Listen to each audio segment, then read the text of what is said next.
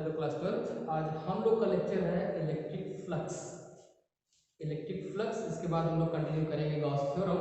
चलिए देखते हैं इलेक्ट्रिक फ्लक्स। इसको डिनोट करते हैं फाई ई से। यहाँ पर ई जो है वो इलेक्ट्रिक के लिए लगाया हुआ है। इलेक्ट्रिक फ्लक्स की डेफिनेशन है number of electric field lines. हमें मालूम है कि हम लोगों ने इलेक्ट्रिक फील्ड लाइंस पढ़ रखा होगा। Number of electric field lines passing through any surface perpendicular to it, मतलब कि किसी भी सरफेस से उस सरफेस के परपेंडिकुलर जितनी भी लाइन पास करेगी उसके नंबर को बोलते हैं इलेक्ट्रिक फ्लक्स। इसको बेहतर तरीके से समझने के लिए हमें एक नए कंसेप्ट की जरूरत पड़ेगी जिसको बोलते हैं एरिया वेक्टर। इसको ये में पास करते हैं और हम लोग अभी एरिया वेक्टर को पढ़ते हैं। ये बिल्कुल नया टर्म है क्लास 12 के लिए, क्योंकि 11th 10th या 9th स्टैंडर्ड पर एरिया जो है वो एक स्केलर क्वांटिटी हुआ करता था। अभी यहाँ पर वेक्टर इंट्रोड्यूस किया जा रहा है एरिया के साथ, जो कि थोड़ा सा नहीं समझ में आता है कि ऐसा क्यों किया जा रहा है। फिलहाल मैं आपको बताता हूँ और इन्फॉर्म कर रहा हूँ कि यहाँ पर हम किसी भी चीज को जिसकी हमें जरूरत हो उस स्केलर को हम वेक्टर बना सकते हैं, क्योंकि वेक्टर मैन मेड है, नेचर ने नहीं प्रोवाइड किया है इसको। अगर मैन मेड है तो हम इसको मैनिपुलेट कर सकते हैं अपने हिसाब से।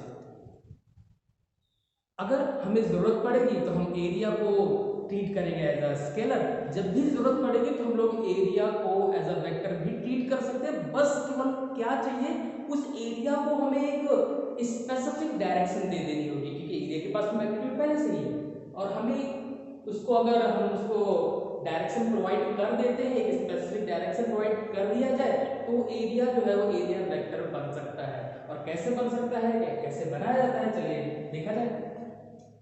अगर हमारे पास कोई एरिया या कोई स्क्वायर या फिर रेक्टेंगल जिसकी डायमेंशंस कुछ 2 यूनिट और 4 यूनिट है और आपसे पूछा जाए इसका एरिया कितना होगा,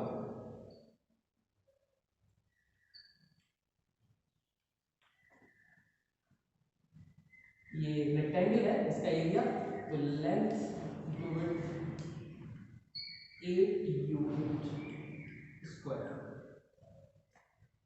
लेकिन इसका जो एरिया वेक्टर होगा वो कैसे, तो एरिया वेक्टर की डेफिनेशन है, एरिया वेक्टर को रिड्यूस किया जाता है इस तरीके से कि एक वेक्टर जिसका मैग्नीट्यूड किसी एरिया के मैग्नीट्यूड के इक्वल हो। एक वेक्टर जिसका मैग्नीट्यूड, जिसकी लेंथ इस एरिया के इक्वल हो और ये वेक्टर इस सरफेस के परपेंडिकुलर हो, इस वेक्टर को बोला जाता है एरिया वेक्टर। ये है आपका एरिया वेक्टर ए। यहाँ पे क्या हो जाएगा, एरिया वेक्टर, इसका मैग्नीट्यूड कितना 8 यूनिट और इसकी एक स्पेसिफिक डायरेक्शन है। इसकी स्पेसिफिक डायरेक्शन क्या है, इस सरफेस के परपेंडिकुलर। अगर ये एक्स एक्सिस है, ये वाई एक्सिस है और ये रहा आपका जी एक्सिस,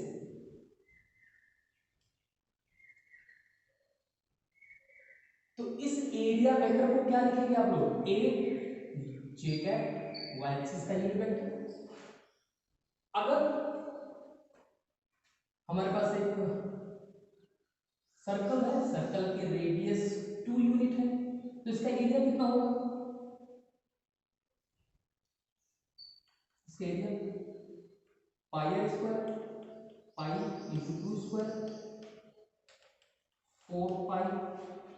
हमें एरिया वेक्टर की जरूरत है, तो एरिया वेक्टर इस सरफेस के परपेंडिकुलर या तो ऊपर की तरफ या तो नीचे की तरफ होगा। और इसका मैग्नीट्यूड कितना होगा, तो मैग्नीट्यूड कितना हो जाएगा 4 पाई यूनिट। एक ऐसा वेक्टर जो 4 पाई यूनिट लेंथ का हो और इस सरफेस पर परपेंडिकुलर, और कोई एरिया है उस पे ऊपर की तरफ भी परपेंडिकुलर हो सकता है, नीचे की तरफ भी परपेंडिकुलर हो सकता है, वो आप पे डिपेंड करता है किस टाइप के क्वेश्चन को करने के लिए। 4 पाई यूनिट, अगर ऊपर की तरफ इधर हमारा y एक्सिस है, इधर x एक्सिस है, तो 4 पाई जे कैप और इधर वाला unit vector area vector 4 pi minus J cap हो जाएगा। कितना नोट करिए,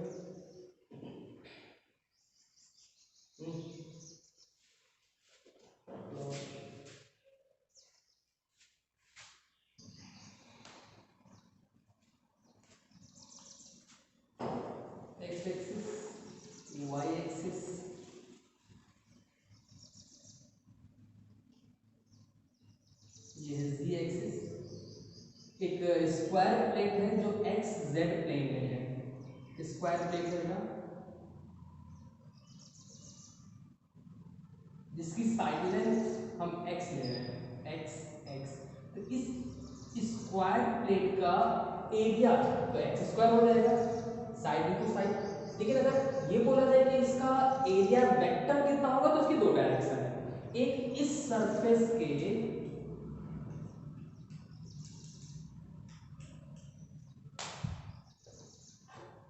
परपेंडिकुलर अपवर्ड डायरेक्शन, इसका एरिया वेक्टर हो सकता है, या इस सरफेस के परपेंडिकुलर डाउनवर्ड डायरेक्शन में, किसी भी डायरेक्शन में, किसी एक डायरेक्शन में हो सकता है। अपवर्ड डायरेक्शन वाला एरिया वेक्टर, तो एरिया का मैग्नीट्यूड कितना हो जाएगा, x into x square. Direction upward वाली है मतलब y एक्सिस मतलब j कैप। इसी एरिया का दूसरा वाला एरिया वेक्टर a प्राइम, वो भी मैग्नीट्यूड तो नहीं रखेगा लेकिन डायरेक्शन जस्ट अपोजिट है, माइनस j कैप। तो डिपेंड करेगा कि आप किस डायरेक्शन में एरिया वेक्टर को इंड्यूस कर रहे हैं। अगर यही स्क्वायर प्लेट यहां पर होती तो एक एरिया वेक्टर इधर आता, एक एरिया वेक्टर इधर आता, क्या हो जाता, ये वाला एरिया वेक्टर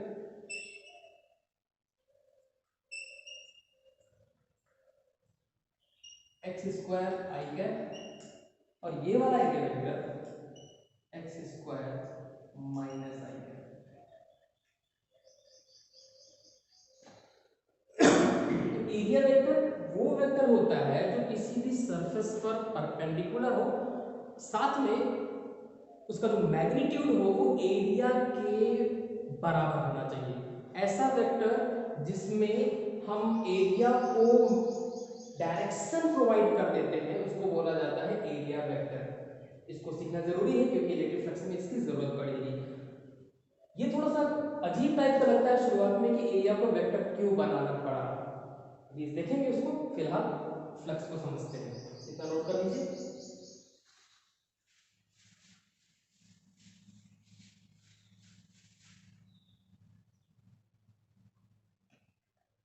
इलेक्ट्रिक फ्लक्स,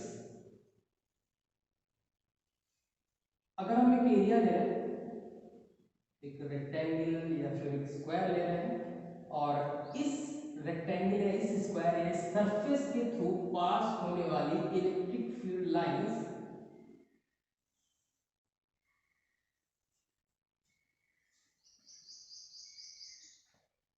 1 2 3 4 5, और ये सारी इलेक्ट्रिक फील्ड लाइंस इस सरफेस के परपेंडिकुलर भी हैं। तो ऐसी इलेक्ट्रिक फील्ड लाइन जो सरफेस के परपेंडिकुलर होती है और इस सरफेस को कट करती हुई जाती है, उनको बोलते हैं इलेक्ट्रिक फ्लक्स। तो यहाँ पे कट करती हुई जा रही है, इसका मतलब कि जो फ्लक्स होगा इस केस में कितना होगा, 1 2 3 4 5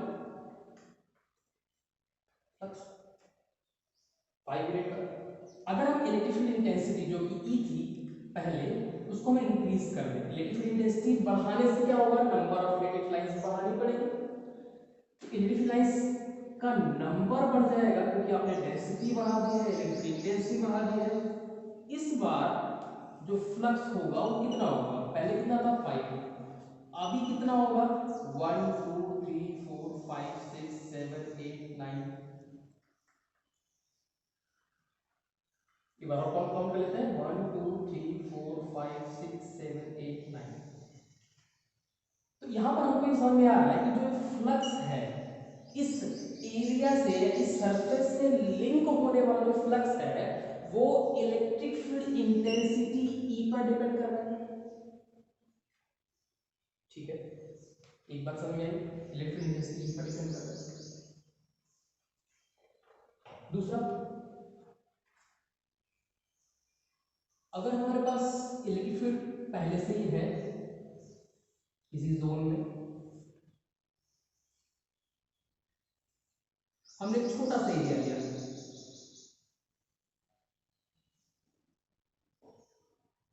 फ्लक्स कितना है 1 2 3, ये और ये वाली लाइन लिंक नहीं हो रही है, तो फ्लक्स कितना है सर 1 2 3।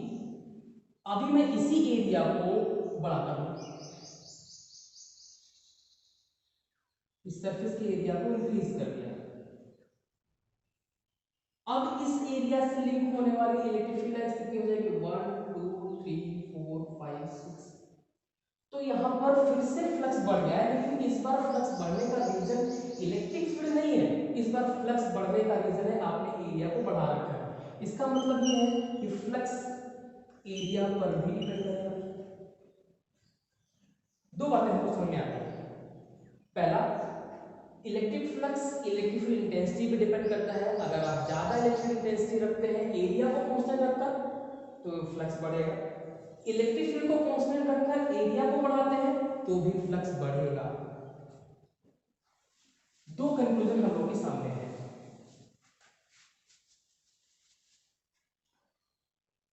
कि फ्लक्स जो है वो डायरेक्टली डिपेंड करता है इलेक्ट्रिक फील्ड पर, फ्लक्स जो है वो डायरेक्टली डिपेंड करता है एरिया पर।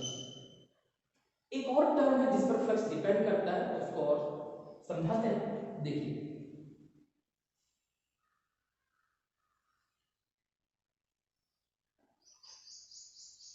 इस एरिया का या इस सरफेस का एरिया वेक्टर परपेंडिकुलर इस सरफेस के परपेंडिकुलर बाहर की तरफ होगा।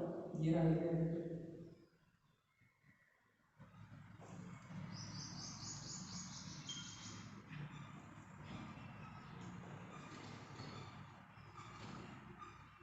इस सरफेस से लिंक होगा इलेक्ट्रिक फ्लक्स कितना है, इस सरफेस से लिंक होने वाला इलेक्ट्रिक फ्लक्स 1 2 3 4 5, ये है आपका area vector. Area vector surface पर परपेंडिकुलर। अभी हम यहाँ पे एरिया को भी कांस्टेंट रख रहे हैं, इलेक्ट्रिक फील्ड इंटेंसिटी को भी कांस्टेंट रख रहे हैं, और सिर्फ क्या कर रहे हैं, इस एरिया को या इस सरफेस को टिल्ट कर रहे हैं। देखिए,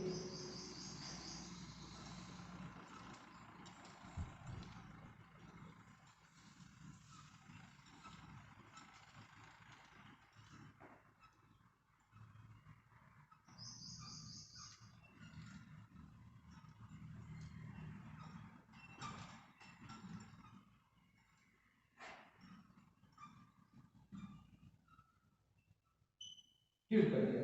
इसका एरिया वेक्टर जो पहले ऐसे था वो भी ऐसे आ गया, एंगल थीटा। पहले electric field vector area vector के बीच का एंगल कितना था 0, अभी एंगल कुछ ना कुछ है, 0 नहीं है, बढ़ गया। अच्छा, एंगल के बढ़ने पर इलेक्ट्रिक फ्लक्स क्या बढ़ा है कि कम हुआ है, जरा देखिए, काउंट करिए 1 2 3, ये ऊपर से निकल गया है, इससे लिंक नहीं हुआ है, ये नीचे से निकल गया है, इससे लिंक नहीं हुआ है। तो यहाँ पर हम लोग को नजर आ रहा है कि जैसे जैसे एंगल को आप इंक्रीज करेंगे इस एरिया से लिंक होने वाला फ्लक्स डिक्रीज कर रहा है। यहाँ पर हमने एरिया को भी कांस्टेंट रखा है, इलेक्ट्रिक फील्ड को भी कांस्टेंट रखा है, लेकिन फ्लक्स डिक्रीज कर रहा है। इसका मतलब हो ना हो, फ्लक्स जो है वो डिपेंड तो कर रहा है थीटा पर, लेकिन थीटा के किसी फंक्शन पे डिपेंड कर रहा है, एक ऐसा फंक्शन जिस पर वैल्यू एंगल को बढ़ाने पर वैल्यू कम हो रही हो, और ऐसा होता है कॉस। कॉस एक ऐसा फंक्शन होता है जिसमें वैल्यूज को बढ़ाते हैं, एंगल की वैल्यू को बढ़ाते हैं तो रिजल्ट जो है वो कम होता है। जैसे cos 0 की value 1, minimum angle maximum value, cos 30 √3/2, cos 60 1/2, cos 90 maximum angle value 0। तो यहाँ पर आपको समझ में आ रहा होगा कि फ्लक्स जो है वो इन तीन बातों पे डिपेंड कर रहा है, इलेक्ट्रिक फील्ड इंटेंसिटी पर, एरिया पर, और एरिया वेक्टर और इलेक्ट्रिक फील्ड वेक्टर के बीच बने एंगल के कॉस पर डिपेंड कर रहा है, और ये किसी चौथे फैक्टर पे और भी डिपेंड करता है। इन तीनों को मर्ज किया जाए तो आपको समझ में आएगा कि फ्लक्स की वैल्यू होती है ई A cos theta, E A cos theta.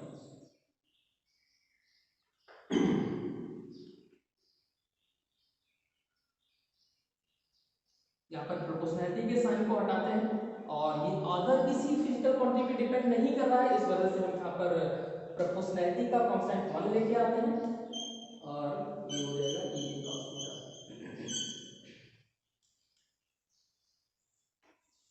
ये स्केलर फॉर्म है।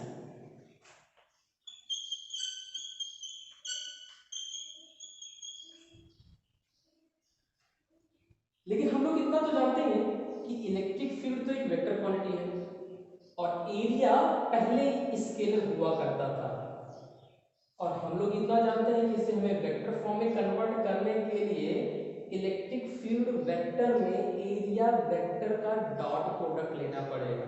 इसको आप फर्दर आगे बढ़ाते हैं, यहां तक नोट करिए।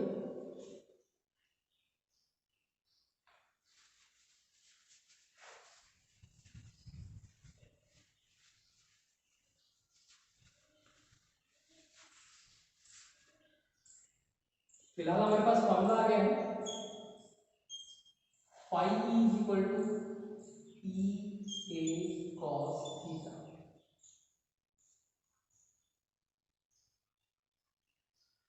क्लास 11 में हम लोगों ने पढ़ रखा है A dot B is equal to A B cos theta. इस फॉर्मूले को यहाँ पर यूज करिए तो आपको नजर आएगा कि phi E is equal to E dot electric field vector और एरिया वेक्टर का डॉट प्रोडक्ट।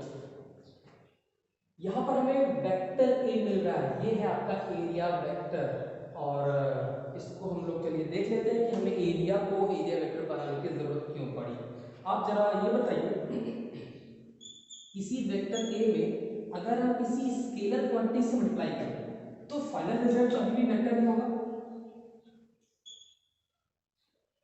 बस क्या होगा, उसका मैग्नीट्यूड चेंज हो जाएगा, जो ए वेक्टर था वो 2a वेक्टर हो जाएगा।